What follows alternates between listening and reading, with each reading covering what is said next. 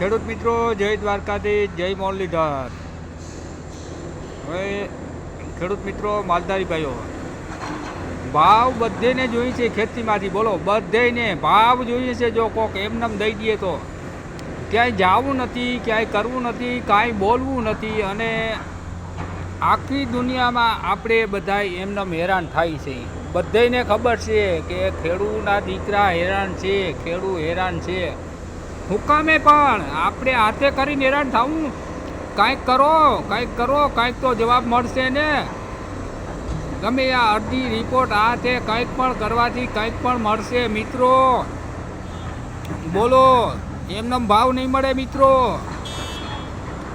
ગમે ત્યાં જાઉં તો કોક પણ કંઈક જવાબ દે. બાકી તો વિધાનસભામાં બધી સભામાં બધાય રોવે, ખેડૂતનું કંઈક કરો, અમારું કંઈક કરો. ખેડૂત મરી ગયા. દવાના ભાવ વધતા જાય. એક વર્ષે 1000 હોય, એક વર્ષે 1500 હોય, પાછા રિટર્ન આવે 800 થાય. એટલે મિત્રો જાગો, જોડાઈ જાઓ, કંઈક કરો. આમની ભાવ મળશે નહીં મિત્રો. કોઈ પણ સંજોગે આપણે ભાવ વધુ મળે દર વર્ષે 20 કિલોના, એવું કંઈક કરીએ. બાકી આમાં તો આપણે રોટલા ભેગા થાય એવું દેખાતું નથી મિત્રો. કોઈ પણ સંજોગે એટલે કંઈક વિચારો મિત્રો. આપણે બધાએ હળીમળી સરકાર પાસે માંગ કરીએ.